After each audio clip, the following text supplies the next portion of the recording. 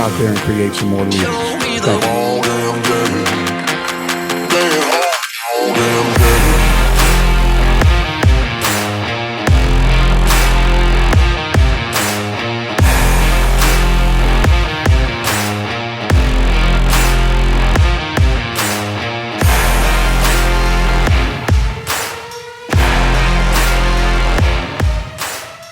Hopefully we'll see some of you younger guys that'll be able to come up here as well and get this wonderful medal.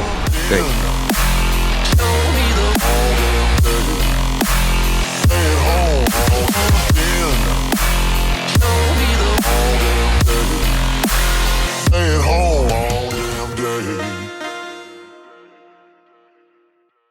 All right, welcome back, everyone. Happy New Year from the Small College Basketball Podcast. Hope you're off to a good start with 2024.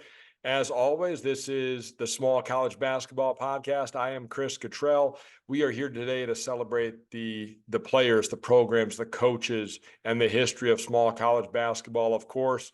We have to thank Visit Central Florida for their support of the Small College Basketball Podcast and the Small College Basketball Hall of Fame Classic. If you have not already, start planning your Central Florida vacation now at visitcentralflorida.com. VisitCentralFlorida.com, our primary sponsor. Would like to thank them. I would love to be in Central Florida. It's like 14 degrees here in New York. So it's a little chilly. I'm not sure what it's like in Upper Iowa at the moment, but it does get me to introduce Coach Brooks McKowen, head basketball coach at Upper Iowa University. Happy New Year. Happy 2024. Thanks so much for your time, Coach, and thanks for joining us. Yeah, thanks for having me. I really appreciate you bringing me on the show. And it's cold here too. We haven't had any snow yet, so that's all right. We're all happy about that, but it's still cold here. So I wouldn't mind being in Central Florida right now too. Yeah, no snow in New York as of right now. They're calling for us. I'm hoping we can just delay it as long as possible. Yeah, me too. You guys are off to a pretty good start this year, but let's talk a little bit about before this season started. You're in your 11th season now at Upper Iowa. Your first 10, you were a member of the Northern Sun Intercollegiate Conference. And this year you transitioned and now you're playing in the GLVC, the Great Lakes Valley Conference. How has that transition been for you and your program? It's been good. For me personally, it's been kind of fun. We get to play a lot of new teams and see a lot of new arenas in some different cities. Being in the NSIC for 10 years, it was an unbelievable basketball league, and league for all sports, to say the least. It's a great league that run very well. We were so fortunate to be a part of that for 10 years and do what we did there. We got to compete against some great coaches and great programs. But it's been fun. We haven't had a ton of games in the GLVC yet, but the transition's been good. And it's just exciting to play, some new teams, and you're talking about weather. So for all of our sports traveling south, it's a lot better when you're playing outdoors. For basketball, it doesn't matter once the game starts, but for the travel, it's not bad. Heading down, it just gets a little warmer as you go. So, but it's been a good transition so far. And what would you say? I think one of the things that's interesting when we do the podcast is we kind of talk about, we don't go X's and O's, we talk about everything else. What's been the most challenging part from a logistical standpoint? Because I know coaches, staffs, we have our routines and players have their routines. What's been the most challenging thing for you with this transition from a logistical standpoint, from managing your program? Yeah, we haven't got into the depth of how the games are played yet, for the fact that our first two conference games were against Truman State both, so we kind of had our bye week the first 2 weeks of the year. And then this week we're playing Wednesday, Saturday, so it's different than normal. But I think the biggest challenge is going to be playing Thursday, Saturdays. We're used to the NSIC playing Friday, Saturdays, and it's a grind on the student athletes to play back-to-backs against two tough opponents usually. So setting up that practice week, and I don't have the right answer to it yet because we haven't really done it yet. But changing that routine and setting up the week, how you prepare for teams, what do you do on Fridays when you have one day off, but you're preparing for that Saturday game. So I think that'll be the biggest challenge with it, but I'm excited for it. I know our guys are excited to have that day in between games. It's awesome for them just to get a little bit of rest. You know, if a guy tweaks an ankle or something happens, you might be able to get him back for Saturday, or, you know, just if it's a tough physical game, just to have that extra day of rest before they go on Saturday. So, but that would be the biggest challenge, you know, it's just that Thursday, Saturday, and how you practice and how you prepare. There's a flow to the season. And when you transition like this, it changes your flow, it changes your routine. I think that's really difficult to adapt to. When I was at Davis and Elkins, we played Thursday, Saturday, but our travel was ridiculous. We traveled quite a bit to play at the time Kentucky Wesleyan and Cedarville, and so you even had to travel on that Friday. So there was that fine line of, do we have to, like, how hard do we have to practice? How much preparation do we have to do on Friday? And how do you prepare for 2 games on Tuesday and Wednesday? Yeah, I mean, if you got the right answer, I'm all ears. I'll take it. I do right not. now. No, I can promise you I do not. That is for certain. Ask anybody that saw me in Division II. I do not have the right answers. I'm coaching high school. We play Tuesday, Friday. I have no answers on Wednesday or Thursday either. Yeah, So it's a challenge though. Yeah. And we're used to the travel. Our travel doesn't change a whole lot. We were one of the furthest teams away in the NSIC too. We were the furthest south. Now we're the furthest north. So the travel doesn't change a whole lot for us. We've got a couple, we lost a couple short trips, but we got rid of a couple really long trips. But that travel on the Friday definitely is going to change it. I think the one that was the most upset was my wife when I told her we were leaving on Wednesdays now instead of Thursdays for games, and that she was going to have the kids for the whole weekend all the way till Saturday night / Sunday. But our guys don't really know much different with it. They haven't really. It doesn't bother them. I don't think they really know any difference. It's more the coaches panicking and freaking out about it, about how you prepare and what you do. They just go out and play. They get themselves ready how they do, and they just go play, whether it's a back-to-back or it's a Wednesday, Saturday, or Thursday, Saturday, or Monday, Thursday. They're used to just picking the ball up and playing. And that's the AAU side of things, is that they're playing 6, 8, maybe 9 games in a weekend. Do they really need a day off in between? I don't know. I just hope they listen to us on that day off and actually pick up a few things we tell them, because, our staff works pretty hard to build those scouting reports and try to prepare. But at the end of the day, it's just, making sure we put them in the right place to be successful and getting them ready to go and making them feel good before the game. So if it's all Friday, Saturdays, they get used to it. If it's Thursday, Saturdays, they adjust and get used to that too. And right now you're 7-4. You've won 4 games in a row. This is going to air on Saturday. You're about to tip off against Lewis University. Had a bit of a rough patch in the beginning, but now you seem to have found your rhythm. What's been the most important factor for your team over this past 4-game winning streak?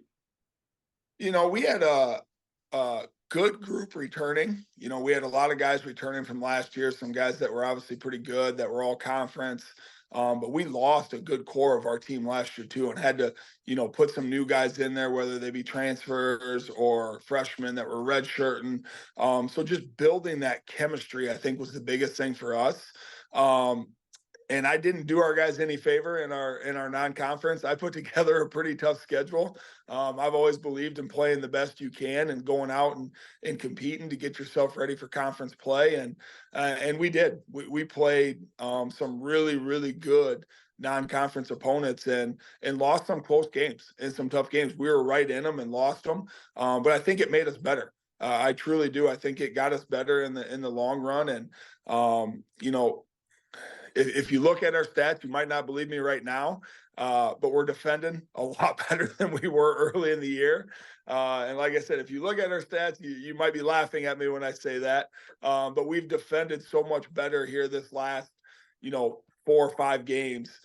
That's really helped us improve our offense too. Our offense has been pretty good all year and have been pretty efficient all year, but it's grown and got to another level as well.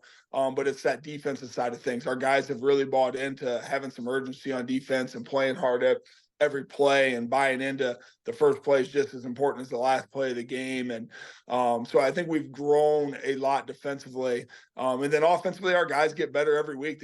They continue to learn how each other play and where guys are going to be at and what strengths are. So it's a fun group to work with because they want to get better every week.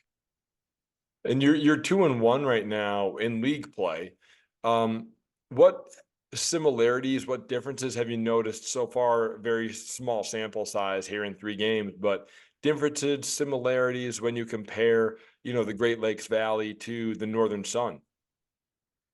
Yeah, I mean, for us, it's not much different. The GLVC is a really, really good basketball league. It's got good tradition. It's strong. The NSIC is the same. There's always going to be teams, especially at the top of the league, that are really good and going to compete for regional titles every year. And I believe both groups are pretty good. Fortunate for us, we have played, in our non-conference when we were in the NSIC, we played a bunch of GLVC teams because of where we were located in the region, and everybody's trying to save a little money in their non-conference. So anytime you can find somebody close, that's a good thing. So we've played a good group of those guys. So we had some familiarity with them, but there's good coaches in both leagues. There's good players in both leagues. So I don't think there's a ton different with it. It's good basketball. And if you got to show up ready to play every night or you're going to get beat. Yeah, and one of the things that you just mentioned was the quality coaching in both leagues, the quality players in both leagues. Speak to the level of talent just at Division II in all. When you got to play your non-conference, you did get a chance to play in the small college basketball event this year at Northern State, the Champions Classic. Speak to the level of talent at the Division II level.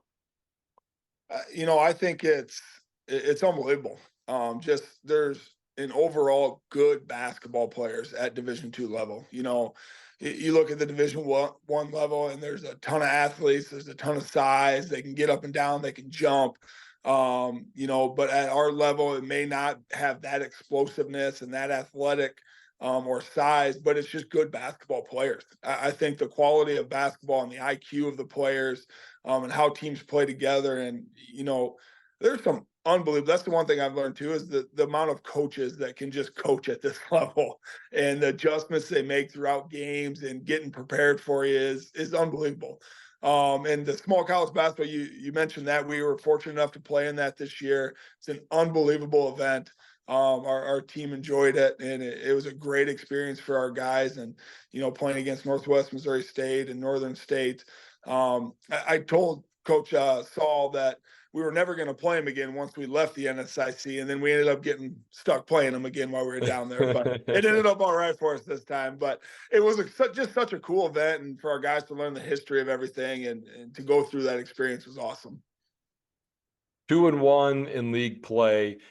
Want to follow up on something you mentioned earlier. You played Truman twice already. You went 1-1, split with them. You played them a week apart to kick off league play.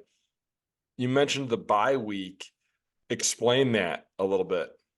Yeah, so the way our league is set up, you have kind of not necessarily a travel partner, but a little bit of a travel partner that you have to play twice in the year. And instead of playing a Thursday, Saturday, you just play them on a Saturday.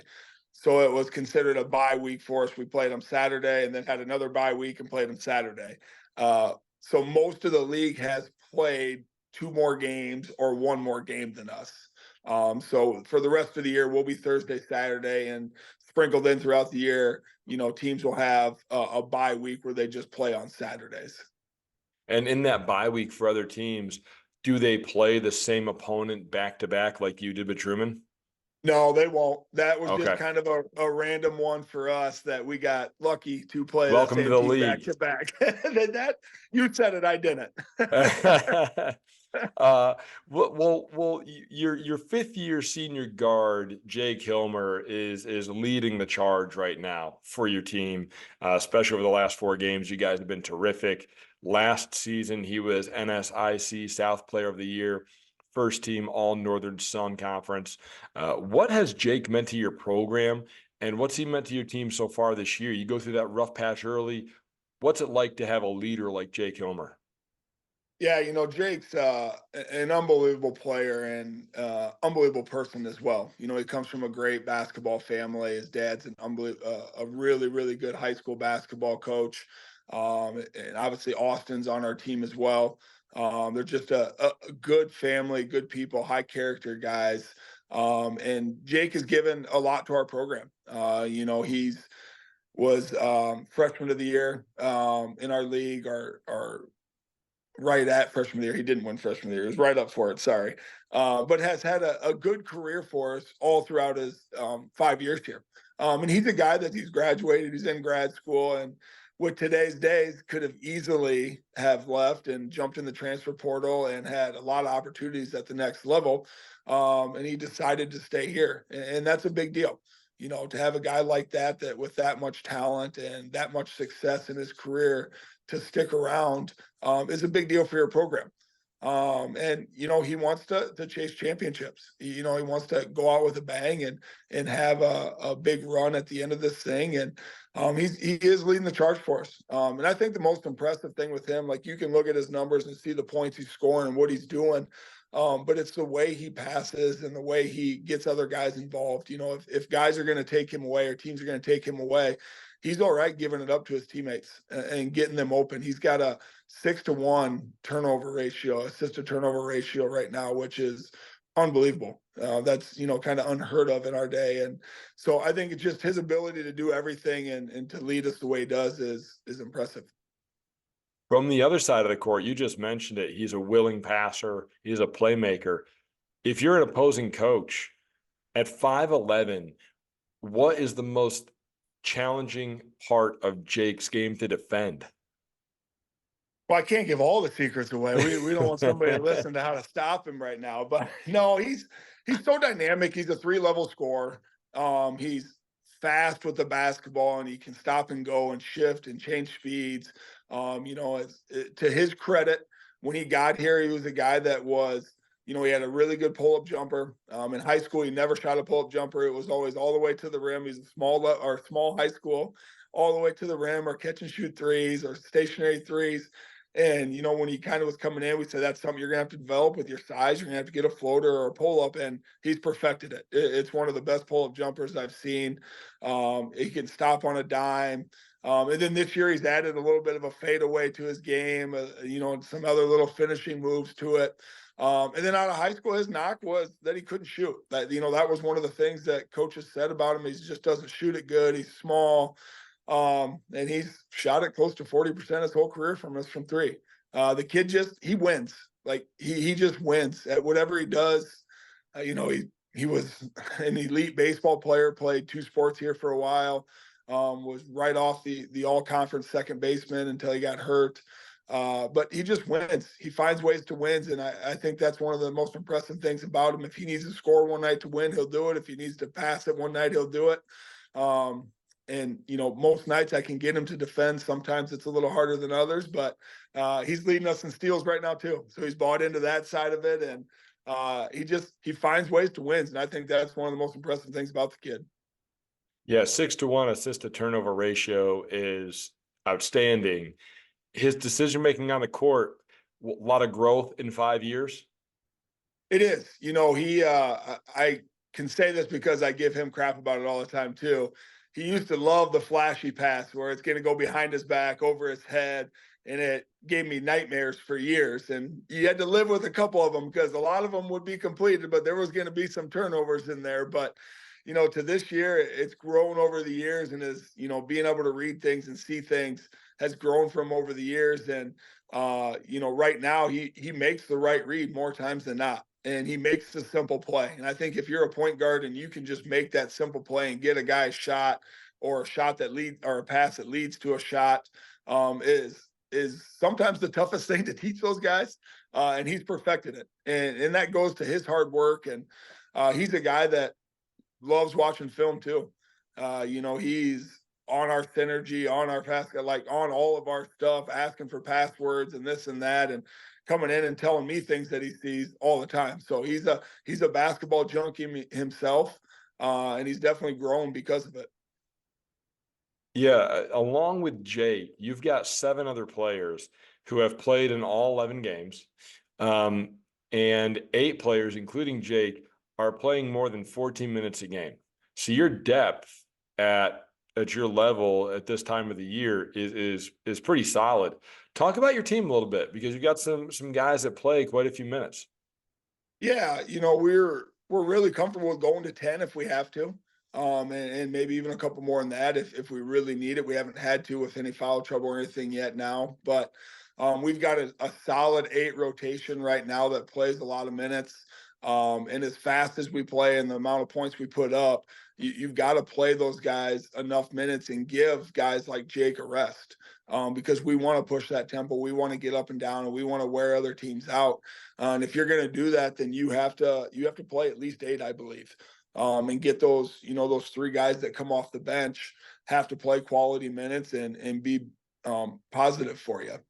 Going into a couple of our guys, Nick Reed has had an unbelievable year for us. He's a returning all-conference kid, has taken his game to another level and become more aggressive offensively. He's always kind of done those little things for us with defense and rebounding, and he's taken it to another level this year scoring-wise for us, and has had a great start to the year. Caleb Dozell was another guy that played a ton of minutes for us last year, has been starting at the 5 position basically this year, all year for us, and is one of the best shooters on our team. He's shooting it over 50% for 3, and again, has just worked his butt off in this off season and taken his game to another level. Kyle Hirschner was a redshirt freshman for us, has started a lot of games for us, and he's just kind of that toughness, junkyard dog that everybody loves to have on your team. He can guard 1 through 5 basically, and we'll throw him on, the best guys no matter what position they are. And he's not afraid to do the little things and that dirty work. And it's really taken our team to another level. We put him in the starting lineup kind of mid-year, and it's just kind of catapulted that group. And it's been kind of fun to see him grow. At McKendree last night, he had one of his best games of the year. He had one of his most scorings. He guarded one of the better players in our league and did a good job on him. The kid put up 27, but he had to work for everything, and it was tough. And Kyle did his job, the way he needed to. And then our other starters, Noah King, who is a JUCO transfer from Kirkwood, is a Caledonia, Minnesota kid. His dad's a high school coach, and he just is one of those guys that just is such a good basketball IQ. He just knows how to play. He's, we kind of give him, make fun of him a little bit, but he's like a middle linebacker out there. He's just tough and strong and likes to play some bully ball when he gets to the rim and knows how to finish, and then passes as well. He's another guy that can handle it and pass. And when Jake goes out, a lot of times he plays the point for us. So he's been a huge addition to our group. Him and Jake have kind of been that 1-2 combo at the guard position, and they play so well together.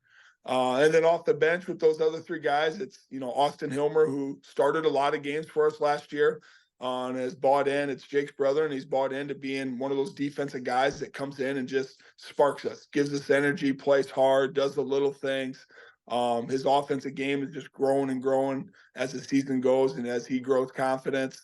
Will Cabreras is a true freshman for us. And as a kid that, to be honest with you, I didn't expect him to play for us right away. And he was one of those kids that came in the preseason and hit the ground running and just impressed us. We couldn't keep him off the court. He was one of those guys that, he just did everything right and did all the little things that he found his way on the court. And then Christian Hafner would be the last one. He's a transfer. He's the old guy on the team a little bit. He's been around the block a little bit, but he's just he's an awesome guy. He knows how to play the game, and he's a knockdown shooter. He complements our guards so well. He can stretch the floor, and if you leave him, he doesn't need much time to get that thing off and to put it in the hole. So it's a really, really fun group. It's a good group that plays so well together. That's the fun part about these guys is they feed off each other. They play well together, and it's a fun group. As you're talking about this group being so much fun and your depth and obviously their chemistry away from the court, just got through Christmas break or just getting through Christmas break. It's a long stretch of time without classes, lots of basketball, some travel mixed in. What's been the best part of break so far for you and the team outside of basketball? You know, there's not a lot to do in Fayette, Iowa. So these guys hang out a ton together. That's one of the things I've always sold about our program is it's a small town. It's a town of less than 1,000 people, and Mhm. there's not necessarily a nightlife and all those glamorous college town things to do. So these guys are here to play basketball and go to school. But it builds our chemistry. We bring in some extremely high character kids that we know are going to get along. They're similar to each other and they're going to have fun with each other. And that's what they do. Our off season is and our the break we have. They just hang out and do what they do. I try not to hang out with them too much. We see them enough when we're traveling and all that kind of stuff. But I've got some younger kids, and during these breaks, it's kind of fun for me. I get to bring them to practice and let them be around the guys, and our guys are so good with them. So that's the most exciting part for me is just my family gets to get involved a little bit more over the break and be a part of our team and get to know our guys a little more because that's what I do it for. Yeah, break is a long time.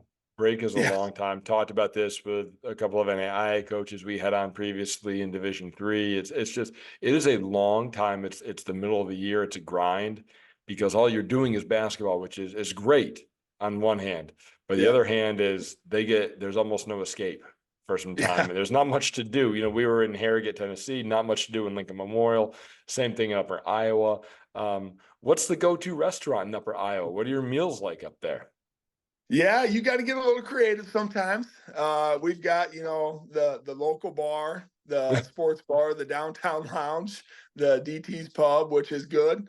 And then there's a sandwich shop in town, Meatsies. And then there's another sports bar in town, that Pete's Bar and Grill that the school kind of runs that's open on some nights. So that's about it. That's kind of your options in town. So you've got to learn to cook a little bit for each other and get creative. Now there's some towns you can drive to around us that you got your small town bars and some different restaurants within 15, 20 minutes that you can definitely get to. But you definitely got to learn to cook a little bit, which is okay. It makes them grow up a little bit. Do your own laundry, do your own cooking. Absolutely, absolutely. We got enough local guys. I'm sure they get the laundry and get some food from mom and dad very, very frequently over these breaks. That's a good way to do it. Well, I have one last question for you, Coach. I appreciate your time. This has been a lot of fun learning a little bit more about your program and then getting you into the second half of the year. Hopefully, continue your winning streak. You're in year 11, and let's go back, 11 years.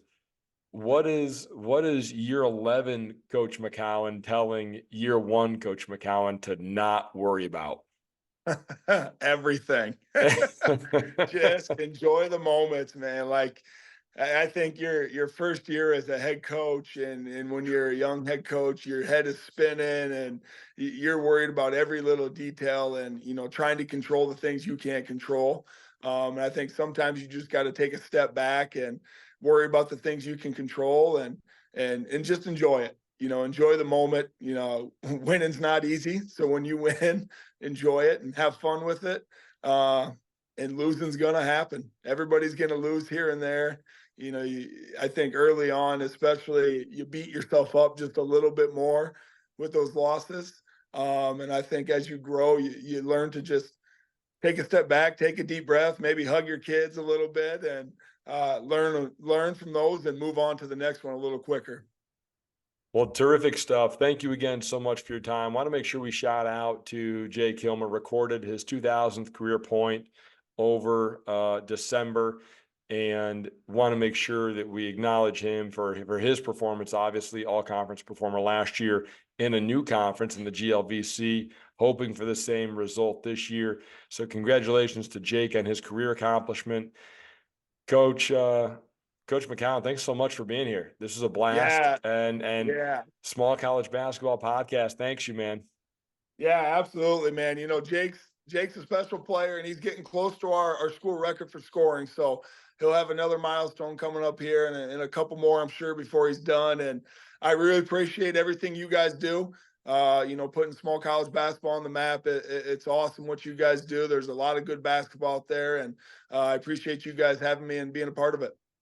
All right. Thanks, Coach. Good luck tonight. Thank you.